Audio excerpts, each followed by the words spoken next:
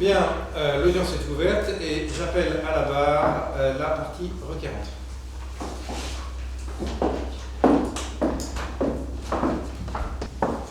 Monsieur le Président, Monsieur le membre du tribunal, le 3 mars 2016, la société Laudare a fait une demande d'enregistrement de la marque verbale Lucky Lasso Kentucky Straight Bourbon Whisky auprès de l'OIPO. Le 15 juin, The Distilled Spirits Council a formé une opposition contre l'enregistrement de cette même marque. Cette demande a d'abord été rejetée, puis accueillie. Dans la présente affaire, nous reprochons à la partie défenderesse d'avoir violé les règles de procédure du tribunal de l'Union européenne en représentant The Distilled Spirits Council en qualité de défendeur. Selon l'article 172 du règlement de procédure du tribunal, les requêtes sont formées contre l'office en qualité de défendeur. The Distilled Spirits Council ne doit intervenir au litige qu'en qualité d'intervenant et la défense doit être rejetée. Nous reprochons à l'office d'avoir accueilli l'opposition de The Distilled Spirits Council alors même qu'il a agi contre l'enregistrement de la marque litigieuse sans en avoir le droit. En effet, au regard des textes invoqués par la partie défenderesse, aucun ne lui confère le droit d'ester en justice. En effet, l'accord sous forme de lettre ne contient aucune disposition permettant au titulaire de l'indication géographique d'interdire l'utilisation de la dénomination Bourbon. L'accord ayant une portée large, il ne s'est pas auto-exécuté et ne peut être invoqué comme fondement à la qualité à agir. En ce qui concerne le règlement 936/2009, ce dernier consacre le principe de reconnaissance mutuelle de certaines boissons spiritueuses. En l'occurrence, cela implique qu'un État membre ne peut interdire ou restreindre l'accès à un produit légalement mis sur le territoire d'un État membre à son marché. Ils doivent se borner à établir les exigences essentielles auxquelles doivent se conformer ces produits avant d'entrer et de circuler librement sur le territoire de l'Union européenne. En cas de violation de ce principe, le défendeur peut agir sur ce fondement. Il faut cependant constater une violation des normes d'identité du Bourbon, ce qui n'est pas le cas en espèces. Le fondement est donc invalide. Le règlement sur la marque européenne, quant à lui, confirme que seules les personnes ayant un intérêt directement reconnu par la législation à engager une procédure sont habilitées à former opposition. Ici, le fait qu'une législation nationale donne effet à un accord bilatéral n'est pas suffisant pour conférer un droit subjectif permettant d'interdire l'usage. Il ne peut donc être invoqué par le défendeur. Enfin, en ce qui concerne le règlement numéro 110/2008, la protection éventuelle que suit ce dernier suit un régime différent et indépendant du règlement 936/2009. Contrairement à ce qui a pu être invoqué par la partie défenderesse, l'article 24, paragraphe 1, n'entraîne pas l'applicabilité de l'intégralité du règlement sur les boissons spiritueuses. Le règlement a seulement vocation à s'appliquer aux indications directement reconnues par le droit européen en annexe 3 du règlement sur les boissons spiritueuses ou celles en devenir par la procédure d'enregistrement. Le règlement n'a donc pas vocation à s'appliquer en son intégralité, mais seulement en ce qui concerne les contrôles sanitaires des produits. Le défendeur n'est donc pas fondé à agir car les sources internationales et européennes ne lui donnent droit à interdire l'usage de la marque. L'applicabilité du règlement sur les boissons spiritueuses a d'ailleurs été revendiquée au motif que la dénomination est qualifiée d'indication géographique. Monsieur le Président, Monsieur le membre du tribunal, lorsqu'une dénomination est conforme à la définition d'indication géographique, cette dernière doit être enregistrée à l'annexe 3 du règlement ou figurer sur la base de données e-Ambrosia. Ainsi, toute indication qui n'y figurerait pas ne peut être reconnue en tant que telle selon le droit de l'Union européenne. Il ressort du cas d'espèce qu'aucune demande n'a été demandée auprès de la Commission européenne. Selon l'opposante, l'article 16b du règlement 110/2008 est applicable pour les indications géographiques à l'annexe 3. Or, selon elle, l'annexe 1 du règlement 936/2009 s'intégrerait directement dans cette annexe 3. Il convient de faire une interprétation stricte de cet article 16 qui ne renvoie qu'à l'annexe 3 ou à la base de données e-Ambrosia. Seules les indications géographiques qui y figurent peuvent donc être reconnues en tant qu'indications géographiques selon le droit de l'Union européenne. Le règlement ne prévoit aucune exception à cela. En l'absence d'une demande individuelle de la part des États-Unis de la reconnaissance du whisky Bourbon en tant qu'indication géographique, celui-ci ne peut être protégé à ce titre, selon le droit de l'Union européenne. L'Office a confirmé cette interprétation. En effet, le motif de refus absolu d'enregistrement d'une marque n'a jamais été soulevé. En ne relevant pas ce fondement juridique de motif absolu de refus, l'Office a implicitement considéré que cette dernière ne pouvait bénéficier de cette protection. Les motifs relatifs de refus n'intervenant que dans le cadre de procédures inter partes et ne trouvant leur fondement que lors de conflits probables avec des droits antérieurs, ces derniers sont étudiés que subsidiairement et ne peuvent se substituer au motif absolu de refus. L'Office a alors justifié sur un mauvais fondement juridique et la motivation de cette décision est dépourvue de toute justification. Enfin, la perception du public est très importante dans l'analyse de la reconnaissance d'indications géographiques. En effet, le consommateur moyen européen comprend le Bourbon différemment que comme ayant un lien avec l'origine géographique. C'est plutôt une recette, une méthode d'élaboration. Ici, l'origine géographique, stricto sensu, est donc secondaire pour le whisky Bourbon. Pour preuve, de nombreux supports exposent les différences entre différents types de whisky européens, tels que le Scotch, et le Bourbon whisky. Cela montre bien que ces éléments sont donc méconnus du public pertinent. Ainsi, il est raisonnable d'affirmer que le consommateur moyen n'établira pas un lien direct entre le Bourbon whisky et l'État des États-Unis d'Amérique. Il ressort donc de tout ce qui a été exposé que la dénomination Bourbon ne peut être raisonnablement entendue comme étant une indication géographique au sens du droit de l'Union européenne. La Chambre des recours, dans la décision attaquée, considère que la marque litigieuse crée une évocation à la prétendue indication géographique Bourbon. Cet élément va être exposé par mon confrère Maître Bourgeois. Monsieur le Président, Monsieur le membre du tribunal, nous rejetons ces arguments qui ne se fondent sur aucune règle établie par le droit de l'Union européenne. En effet, l'article 8, paragraphe 6 du règlement sur les marques de l'Union européenne fait référence aux règles de l'Union relatives au droit et à la protection des indications géographiques. À ce titre, il renvoie indéniablement en l'espèce à l'article 23 du règlement 110/2008. Cet article 23 fait référence aux relations entre les marques et les indications géographiques enregistrées selon le droit de l'Union européenne. Ainsi, sur ce fondement, on peut refuser une marque dès lors que l'indication géographique est enregistrée conformément au droit de l'Union européenne et qu'il y a un risque de situation visé à l'article 16 du règlement 110/2008. Cet article 16 protège notamment les indications géographiques enregistrées contre les cas d'évocation ou d'imitation ou encore d'utilisation commerciale directe. En revanche, il n'est applicable qu'aux seules indications géographiques enregistrées à l'annexe 3 du dit règlement ou figurant sur la base de données e-Ambrosia. A l'inverse, il n'a aucune vocation à s'appliquer. Les situations visées par cet article entraînent un refus de la marque demandée dès lors que les conditions de l'article 8, paragraphe 6 du règlement sur les marques de l'Union européenne sont remplies, à savoir notamment une indication géographique enregistrée encore une fois selon le droit de l'Union européenne et un risque avéré de situation visée à l'article 16 précité. En l'espèce, la dénomination litigieuse n'ayant pas fait l'objet d'une demande de protection selon le droit de l'Union européenne, elle ne peut se prévaloir de ce statut juridique et de la protection qui lui est accordée pour refuser la marque demandée. Il en résulte alors une application non conforme de la part de l'Office. Selon l'Office, l'article 16b du règlement numéro 110/2008 relatif au cas d'évocation s'appliquerait notamment car la société utiliserait les termes Bourbon Whisky dans sa marque. Rappelons que l'Office caractérise l'évocation dès lors que le consommateur moyen, comme l'image de référence du produit, celui visé par l'indication géographique en cause. Cela suppose donc que le produit marqué ne répond pas aux conditions relatives à l'indication géographique qui est utilisée, et ce dans le but d'attirer le consommateur, donc en usant de sa notoriété. Or, il faut tenir compte de l'attente présumée du consommateur moyen, c'est-à-dire normalement informé et raisonnablement attentif et prudent. Comme expliqué précédemment, le consommateur moyen européen ne connaît que très peu la différence entre un Bourbon whisky et un whisky européen de type Scotch. Ainsi, il ne perçoit pas le terme Bourbon comme une indication géographique, mais tout au plus comme une indication de provenance géographique simple, ayant suivi un processus d'élaboration différent des whiskies européens. Les mots évoquant le Bourbon sont donc utilisés à ce titre afin que le consommateur puisse cibler géographiquement l'origine géographique du produit. Pour autant, en achetant le produit de la marque contestée, le consommateur va s'attendre à ce que celui-ci respecte les conditions et les règles américaines pour utiliser la dénomination Bourbon en son sein. Cela n'est en l'espèce pas expressément contesté par l'opposant, ni même démontré et approuvé par la Chambre des recours. La marque serait donc apte à intégrer la dénomination litigieuse en son sein, puisque d'une part, la dénomination Bourbon n'est pas une indication géographique selon le droit de l'Union européenne, et que d'autre part, les conditions d'utilisation américaines sont respectées. De plus, l'Office estime que les termes Bourbon whisky créeraient obligatoirement une évocation d'une indication géographique. Or, cette reprise à l'identique de la prétendue indication géographique ne constitue non pas un cas d'évocation, mais un cas d'utilisation commerciale directe au sens de l'article 16, paragraphe A du règlement 110/2008.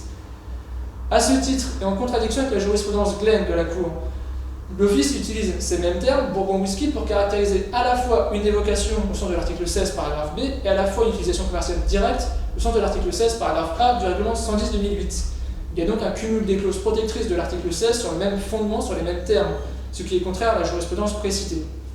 De plus, l'article 16, paragraphe A, tout comme le paragraphe B, suppose que le produit ne répond pas aux conditions exigées par l'indication géographique. Encore une fois, cela n'est pas démontré. Selon l'Office, cette protection se justifierait par le fait que l'annexe 3 du règlement 110/2008 inclurait les dénominations présentes dans l'annexe 1 du règlement 236/2009, alors que l'article 16 cite limitativement l'annexe 3 du règlement 110 ou la base de données e-Ambrosia. Aucune de ces deux sources ne renvoie à d'autres sources extérieures. Ainsi, seules les indications géographiques présentes exclusivement et explicitement dans cette annexe et cette base de données sont protégées. Il n'existe aucune exception à cela. Enfin, l'expression Kentucky Straight Bourbon Whisky, qui est fréquemment utilisée par les producteurs de whisky américains, forme un ensemble logique et conceptuel qui sera appliqué sur un produit identique à ce exigé par la réglementation américaine. L'évocation ne peut donc être valablement retenue puisque l'arrêt Manchego de la Cour a rappelé qu'il est possible pour un produit d'évoquer une indication géographique dès lors que celui-ci lui est conforme. Ainsi, l'absence d'enregistrement de l'indication géographique et le respect du 27 CFR 5.22 entraînant la non-application de l'article 16 du règlement 110, le refus de la marque ne peut se faire que sur ses caractères distinctifs et descriptifs, mais seulement si ceux-ci sont prouvés. Ainsi, l'indication de provenance géographique simple Bourbon ne peut être protégée qu'indirectement à travers l'enregistrement de la marque. Selon le règlement sur les marques de l'Union européenne, seuls les signes propres à distinguer ceux d'une entreprise de ceux d'une autre peuvent être enregistrés en tant que tels. Ils doivent avoir une capacité distinctive qui permette de différencier des produits similaires ou identiques. En l'espèce, aucune autre marque de Bourbon Whisky n'utilise les termes Lucky Lasso dans sa dénomination. Le consommateur moyen n'aura donc aucun mal à les différencier ce produit-là de d'autres. Les marques peuvent faire l'objet d'un motif absolu de refus, comme vu précédemment sur l'article 7 du règlement sur les marques de l'Union européenne. Ici, il est reproché à la marque de ne pas avoir un caractère suffisamment distinctif, du fait de son attachement avec les États-Unis d'Amérique. Pourtant, l'exigence de distinctivité n'implique en rien que la marque soit nouvelle ou encore créative. Il faut que le signe soit arbitraire par rapport au produit et qu'il n'ait pas de lien avec son origine directement ou les caractéristiques. En l'espèce, les termes Lucky Lasso donnent une identité propre au produit qui permettrait au consommateur de l'identifier. Ce choix est donc purement arbitraire. Certes, les termes font référence aux États-Unis, mais ce choix est volontaire pour faire comprendre aux consommateurs que le produit provient bien des États-Unis d'Amérique. Selon une jurisprudence récente, rien n'interdit à une marque de faire une référence ou une évocation à une indication géographique, comme l'univers des cow-boys en l'espèce. En ce qui concerne la déceptivité de la marque contestée, nous constatons qu'aucun élément relatif à une dénomination géographique déceptive n'a été soulevé. En effet, l'opposante s'est bornée à invoquer la prétendue irrespect de l'indication géographique Bourbon pour aboutir au refus de la marque. Pourtant, l'enregistrement d'une marque dite géographique dans l'Union européenne n'est pas interdite, elle est seulement conditionnée. L'Union européenne ne s'oppose pas à l'enregistrement d'un nom géographique dès lors qu'il ne constitue pas soit une indication géographique, soit une indication de provenance. En l'espèce, le terme Bourbon n'entre dans aucune de ces catégories. Le terme Bourbon peut être qualifié de terme géographique puisqu'il est le nom d'un comté du Kentucky. Cependant, ce comté demeure inconnu du public pertinent. Historiquement, le terme Bourbon a été associé au whisky en l'hommage à la famille royale française, les Bourbons. Il n'existe donc aucune attache géographique historique qui soit connue du public pertinent pour ce terme. À l'inverse, ce terme fut utilisé comme mot renvoyant à une méthode d'élaboration, une recette de whisky qui n'est pas liée à l'origine géographique. De plus, comme le souligne la réglementation américaine, le Bourbon renvoie au whisky un produit comme étant fabriqué sur le sol américain. Il n'y a pas de rattachement géographique spécifique à un état particulier. Ainsi, le terme Bourbon est perçu comme un type de whisky différent, comme une recette, mais pas comme une indication géographique. Le terme Kentucky, quant à lui, n'est qu'une référence au lieu de production du whisky marqué. C'est une information pour le consommateur qui pourra orienter son choix lors de l'achat d'un whisky. L'origine économique est perçue par le consommateur au travers de la précision de son origine géographique. Je vais vous demander de conclure parce que votre temps de plaidoirie est déjà écoulé. Les produits étant conformes à la réglementation américaine, ils sont légitimes à utiliser les mentions Bourbon et Strait de Bourbon dans leur dénomination. La marque demandée répond ainsi aux exigences communautaires et européennes et doit être enregistrée. Nous demandons, Monsieur le Président, à ce qu'il plaise au tribunal d'annuler la décision portant refus de l'enregistrement de la marque ainsi que de condamner l'office aux dépens. Je vous remercie et j'appelle maintenant, now I'm going to the bar, the lawyer acting for the Distilled Spirit Council of the United States, Incorporated.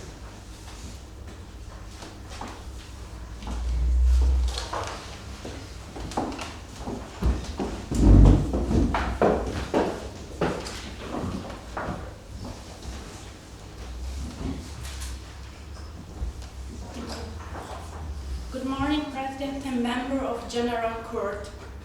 My name is Laura Carrara, and together with the Council, Riccardo Orlandi and Luigi Regagnese, we appear in representation of the Distilled Spirits Council of the United States to require it to reject the application submitted by UAB Lauder against the decision of the Board of Appeal of EUIPO of 13 December 2019. First of all, we would like to point out that the claims in law submitted by the applicant are groundless. UAB Lauder assumes first that the name Bourbon Whiskey is not protected by Regulation Number 110/2008.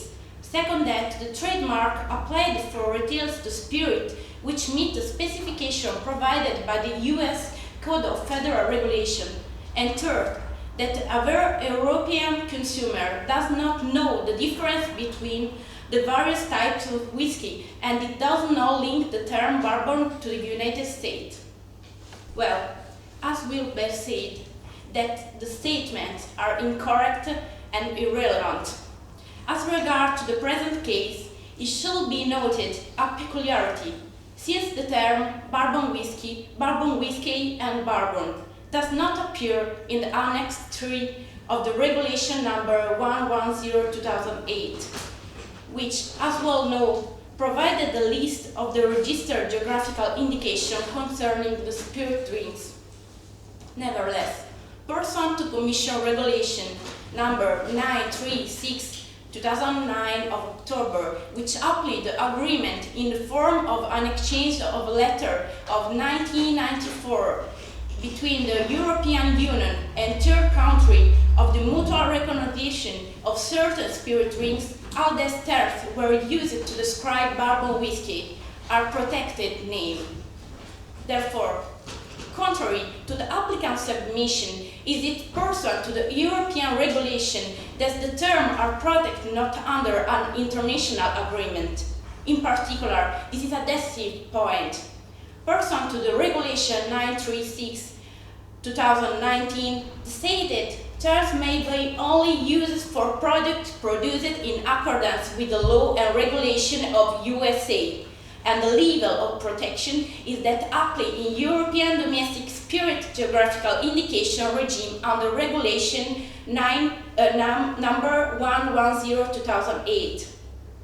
In fact, even if Regulation Number 936/2009 refers only to the Article 24.1 of Regulation Number 110/2008, as stated by the European Commission and reiterated by the Board of Appeal of the EUIPO in contested decision, there are no grounds to limit the scope of the protection applied to the term bourbon and bourbon whiskey, as laid down in the Regulation Number 110/2008. In that regard, it should be considered that the Court of Justice has consistently held that in interpreting a provision of European law, it is necessary to consider not only its wording, but also the context in which it occurs and the objective pursued by the rules of which it is part. This is a quotation of the judgment of 23 January 2018, Petrovsky. The case 267/16, paragraph 14, and 7 February 2018, American Express 304/16, paragraph 54. Given that the discussion pursuant to the Article 8.6, the Regulation of Trademark European trademark was entitled to fill the opposition of 15 June 2016 against the registration of the word mark Lucky Lasso Kentucky Straight Bourbon Whiskey and the provision that must be applied in assessing the registrability of seniors set out in Article 16 of Regulation 110/2008. Turning on to the substance of the matter, we share the Board of Appeal opinion that the registration of word mark Lucky Lasso Kentucky Straight Bourbon Whiskey for the good and service listed in the class 13.3 must be refused pursuant to the Article 23 of Regulation number 110/2008. As this usage will lead to the situation referred to in the Article 16.b of the cited regulation. Not only, even before that, we object that the trademark Lucky Lasso Kentucky Straight Bourbon Whiskey must be refused for registration on the basis of the Article 23 of Regulation number 110/2008, as its usage will be isolated to the situation referred to in the Article 16.a of Regulation number 110/2008. Now, let's proceed in order. As regards the situation referred in the Article 16.a, first it must be taken into account that the condition for the use of the name bourbon whiskey pursuant to the Regulation number 936/2009 are thus provided by the law and the regulation of the USA, namely thus contained in the Section 5.22 of the Title 27 of U.S. Code of Federal Regulation. Having this in mind, it's clear that in the present case, in the spirit of what applicant asserts, the mark application included spirit which, for the purpose of the Article 16.a, Regulation number 110/2008, must be regarded as a product not covered by a geographical indication. The applicant has failed to prove the trademark applied for retail to spirits which meet the relevant specification, in particular those relating to the geographical origin of the product. Ubilder opted for the registration of a trademark which regard to spirit not produced in USA. Moreover, since they are spirit drinks, according to settled case, this product must be considered as comparable to bourbon whiskey.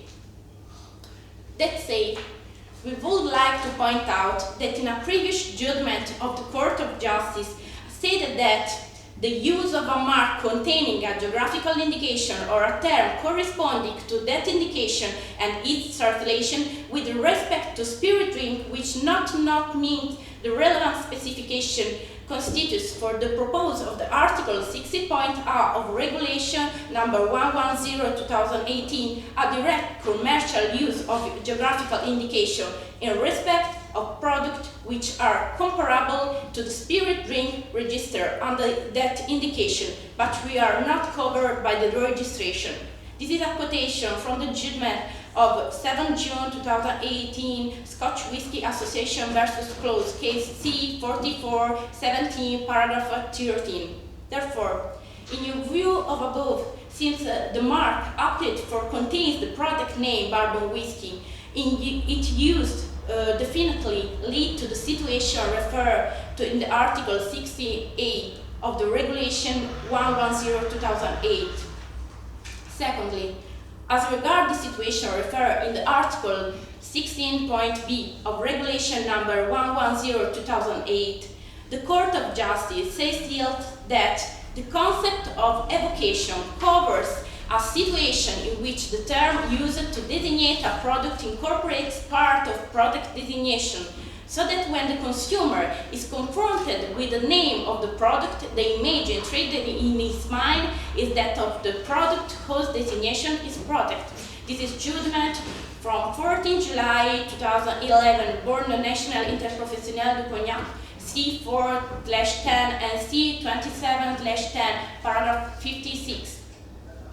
The present case, as noted earlier, concerning the registration of mark containing a product name, bourbon whiskey, with respect to spirit drinks which not meet the specification required by the U.S. Code Federal Regulation.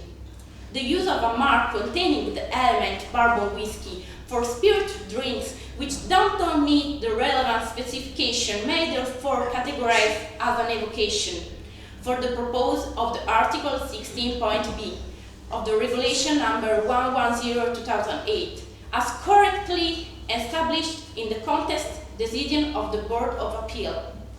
Moreover, we would like to lay down that, as correctly stated by the Board of Appeal, the term that in the trademark applied for portrayed bourbon whiskey, namely Lucky Lasso, Kentucky, and Straight, do nothing but contribute to evoke in the mind of the consumer the image of the product designated by the city's protected name.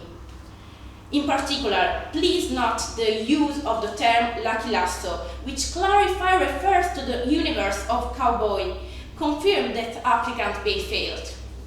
Therefore, the objection of the applicant, the average European consumer, does not know the difference between the various types of whiskey and that it is not linked the term bourbon to USA state and as well as not corresponding to reality.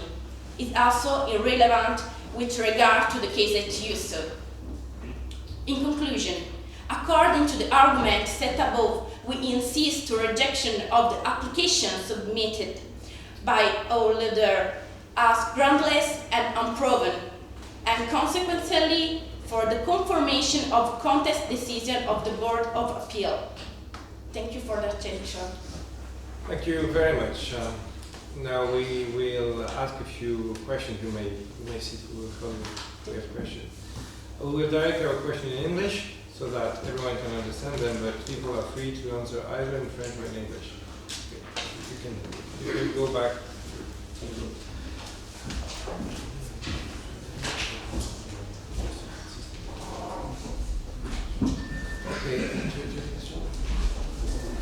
Okay, my first question will be directed to the applicant.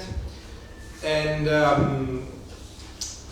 first, you put a lot of emphasis on whether the mark was contrary to one of the absolute grounds of appeal. You mentioned Article 7, 7.1b and 7.1c, and I was wondering what is the relevance of such questions when we are facing with a decision of a Court of Appeal which is solely based on relative ground of appeal. In other words, what is the point of this argumentation? You may answer in French.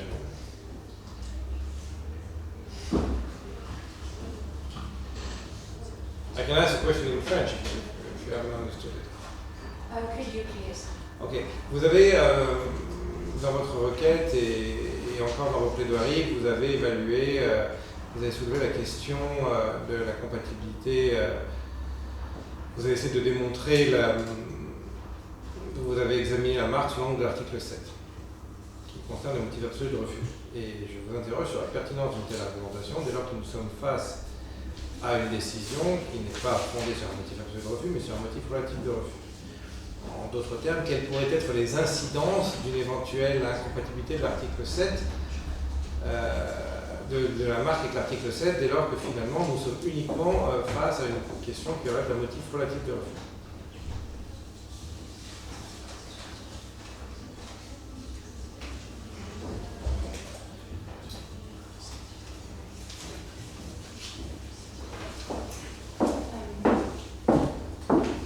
Nous avons soulevé le motif absolu de refus puisque, comme la Cour ne l'a pas soulevé elle-même, nous avons pensé que cela impliquait qu'elle ne reconnaissait pas le terme bourbon comme indication géographique, puisque si elle l'avait reconnu comme tel, elle aurait très certainement soulevé ce motif absolu de refus, puisque les indications géographiques sont protégées par cet article. Okay, I'll ask a question in English as well, but you could stay here because the question is for you. And then if you have a problem, I'll say it in French as well. So in your opinion, whenever one of the examiners of EIPO does not raise an issue of Article 7, it means that there's a 100% chance that such trademark is not contrary to one of the absolute grounds. Donc, selon vous, si jamais un examinateur de l'EIPO ne soulève aucun problème avec l'article 7, cela implique qu'il n'y a pas de problème avec l'article 7. Permettez-moi de consulter mes confrères sur ce point. Et dans votre réponse, vous pourrez quand même vous interroger sur l'existence d'une procédure qui est la procédure de nullité d'une marque, qui permet justement d'obtenir l'annulation d'une marque qui a été enregistrée alors qu'elle n'aurait pas dû l'être enregistrée. Permettez-moi de consulter mes confrères.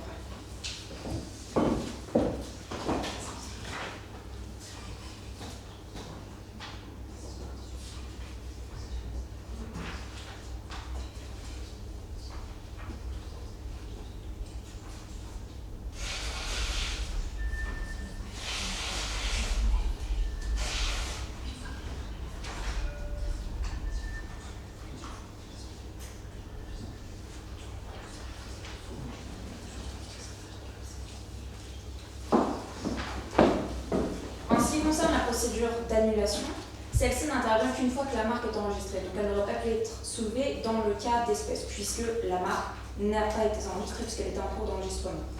En ce qui concerne de manière générale le fait que l'Office ne soulève pas à 100%, voilà, les motifs relatifs de refus, ils n'interviennent que dans les procédures interpartis et donc sont soulevés par les parties intervenant au litige. La Cour, donc le HIPPO, doit absolument soulever les motifs absolus de refus puisque c'est l'une de ses missions et il doit s'appliquer au litige. Si elle ne le fait pas, elle ne peut pas corriger son erreur en se fondant sur des motifs relatifs de refus qui sont, on va dire, l'appareil des parties intervenant au litige. Donc ça veut dire que le tribunal, parce que là vous n'êtes plus dans le champ de recours, vous êtes dans le tribunal pourrait substituer son analyse à l'EIPO et donc refuser l'enregistrement d'une marque, arriver à la même conclusion, mais non pas sur un motif relatif de refus, comme l'EIPO l'a fait, ou refuser de le faire, mais sur un motif absolu de refus. En l'occurrence, le motif absolu de refus n'a pas été soulevé. Mais Puisque vous l'invoquez, l'EIPO, vous le mentionnez, donc ça vient, votre argumentation doit avoir un sens, doit avoir une nous le utilité. mentionnons puisque si l'Office ne l'a pas soulevé, c'est parce qu'elle considère que l'indication géographique Bourbon n'existe pas. Si elle considérait que cette indication existait, elle l'aurait très certainement soulevée. Et puisqu'elle ne l'a pas fait, cela implique donc que ce n'est pas une indication géographique. Okay, I have another question for you, but this one I will put in English because I would like to have the view of the other party afterwards.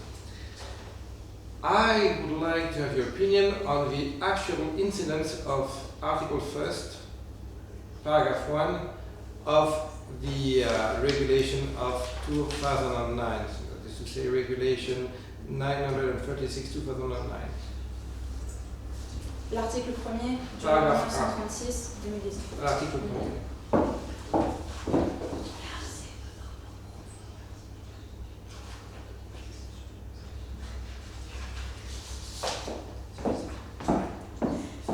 L'article 1, paragraphe 1 du règlement 936/2009 fait référence au règlement numéro 110/2008, mais seulement en ce qui concerne l'article 24, paragraphe 1. Donc ça c'est l'article, ça c'est le paragraphe 2, moi je parle du paragraphe 1 de l'article 1.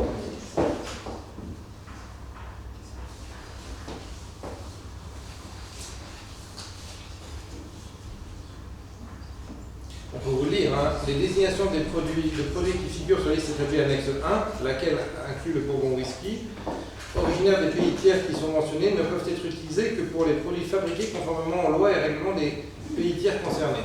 Cela implique donc que les produits Bourbon Whisky ne sont pas une indication géographique, ce sont une catégorie de produits auxquels l'Union européenne et les fabricants de manière générale doivent se conformer aux règles posées par le 25 CFR. C'est-à-dire que les États-Unis d'Amérique ont une espèce de cahier des charges de Bourbon Whisky que tous les États membres de l'Union européenne doivent respecter. C'est-à-dire que pour utiliser la dénomination Bourbon, ils doivent absolument se conformer aux règles établies par ce CFR. Mais si vous regardez le CFR, il y a quand même une règle qui implique qu'il faut qu'il soit produit dans l'air du Bourbon. Cela n'a absolument pas été contesté. Nous avons un produit qui n'a pas été contesté comme ne venant pas des États-Unis. Cela implique donc que notre produit est produit sur le territoire des États-Unis. Nous respectons ce CFR et nous pouvons donc commercialiser un produit sous le nom et sous la dénomination Bourbon Whisky, puisqu'il est conforme à ce cahier des charges. Donc vous prétendez que votre produit, qui est originaire de... Enfin, votre Il est commercialisé par une entreprise de Lituanie. Mais alors, vous soutenez qu'il est produit aux États-Unis? Cela n'a pas été contesté. Du moment que cela n'a pas été contesté, aucune preuve n'a été avancée sur le fait que ça ne soit pas un produit aux États-Unis.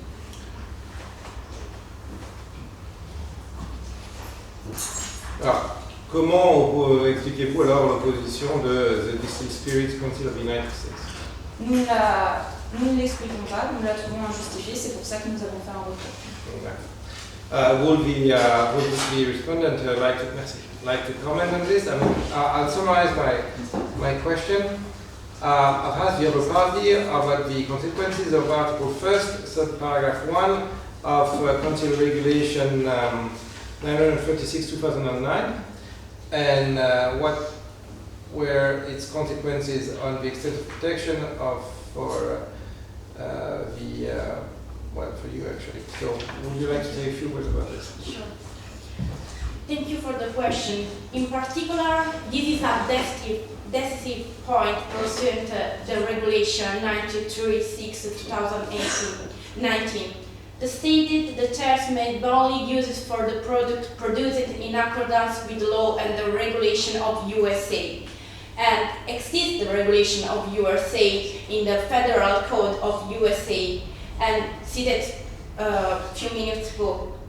In fact, it refers only to the Article 24 of Regulation SC, stated by European Commission and reiterated by the Board of Appeal of the European in contested decision.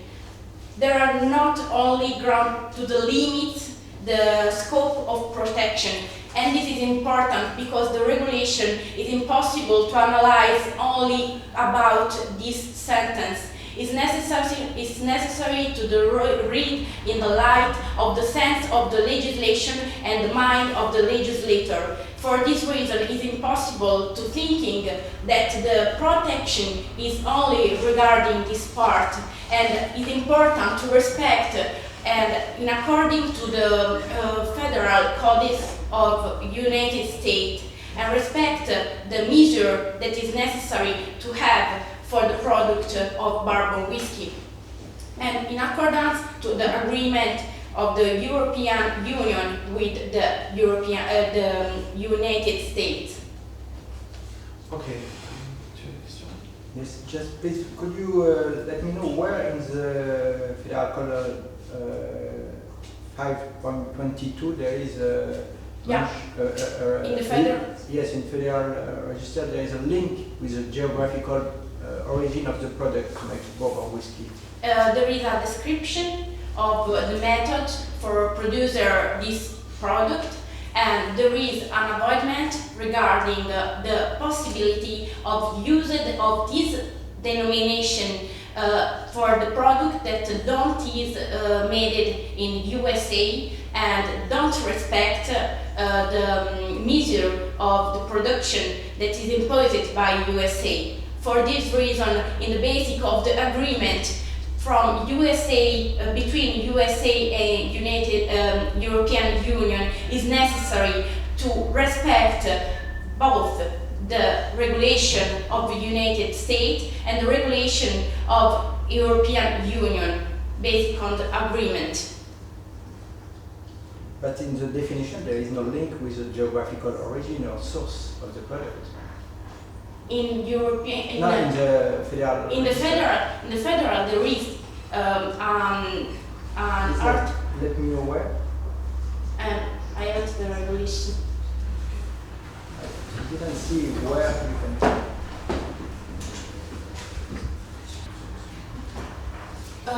Class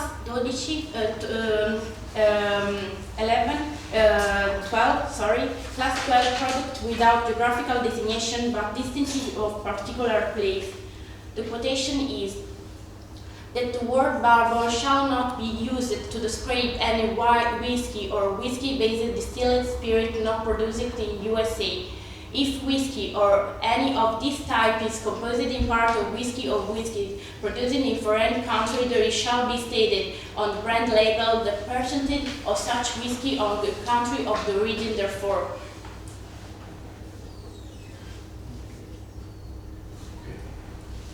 I have an additional question for you, and then I will have a question for of your party, but if you wish to comment on what the other party said, you're always free to do so. But my question is for you now. If we look at the regulation of 2008, there's a certain number of safeguards, and there's also a certain possibility for interested party to know which origins are being protected. And your colleagues refer to the annex of that regulation, they also refer to the eAmbrosia website. Now, the fact that bourbon whiskey doesn't appear on neither of them, doesn't it create some form of problems in terms of the possibility for traders in the European Union to be aware that such right of origin could be protected? Yeah, I think it is important to bear in mind the different function to the trademark and geographical indication. In this case, I think it's necessary to protect the geographical indication because these are different and pursuant and consequently in terms of ownership, requirement and operation. Trademarks refer of the industrial origin of the product and have clear function of protecting monopoly of subjects who register them. Different definition of the origin in this case and the geographical indication are seen that intend to highlight the specific geographical origin of the product, whose quality, characteristic or reputation exclusively depend on the specific regional area, including in this case in the United States. Okay. Thank you very much. Now it will be the time for your final pleadings. You've got 5 minutes each. It's not compulsory. You may use it if you want. If you don't want, you don't have to use it. So I would kindly ask to give the floor to the other party.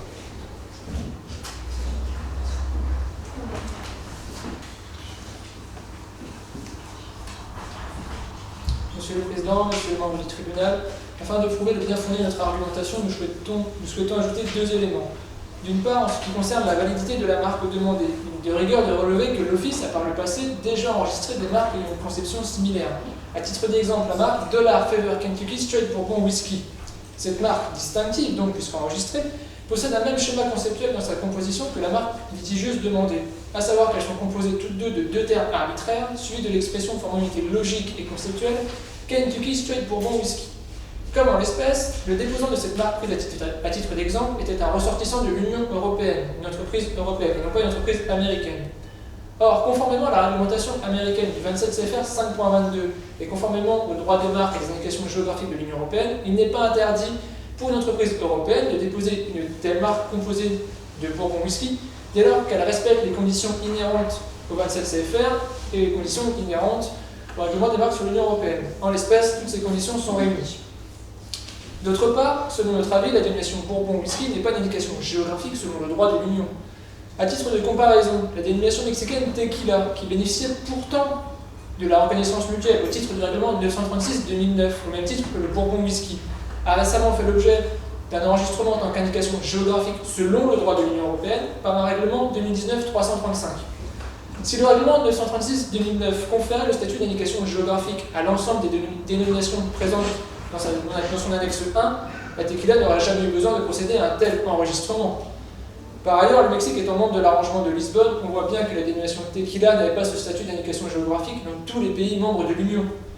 Les 2 instruments, le 936-2009 et le 110-2008, peuvent se combiner, mais la reconnaissance mutuelle au titre de l'un n'entraîne pas automatiquement l'enregistrement en tant qu'indication géographique selon le droit de l'Union européenne au titre de l'autre. Car il n'existe aucune dérogation aux articles 15 et 17 du règlement 110-2008 relatifs aux procédures d'enregistrement d'une indication géographique selon le droit de l'Union européenne. Ainsi, sans demande de protection, les dénominations reconnues mutuellement ne bénéficient pas du statut d'indication géographique. La dénomination Bourbon ne peut donc prétendre à ce statut et à son régime juridique particulier de protection. Le règlement 936-2009 confère donc une protection moindre que le règlement 110-2008, en particulier ses articles 16 et 23, relatifs à la protection des indications géographiques vis-à-vis des marques. Ainsi, le règlement 936-2009 se cantonne à une protection de l'article 24 du règlement 110-2008, à savoir par rapport au contrôle sanitaire et l'absence de règles commerciales entre États membres. La marque ne peut donc être refusée sur un motif de l'article 16. Comme il a été démontré devant vous, en l'absence d'indication géographique au sens du droit de l'Union et par son caractère suffisamment distinctif, la marque demandée répond aux exigences européennes. Nous demandons à ce qu'il plaise au tribunal d'annuler la décision de la 5e chambre des recours de l'EIPO en date du 29 septembre 2019 et de condamner l'office aux dépens. Monsieur le Président, Monsieur le membre du tribunal, je vous remercie de votre attention. Je vous remercie.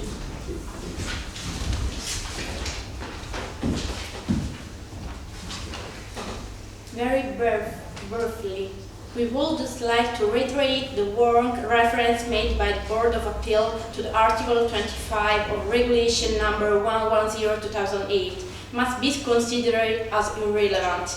It's clear from the tenor of the decision that the court intends to declare that the mark applied for just be refused for registration on the basis of the Article 23 of the Regulation Number 110/2008, as argued before.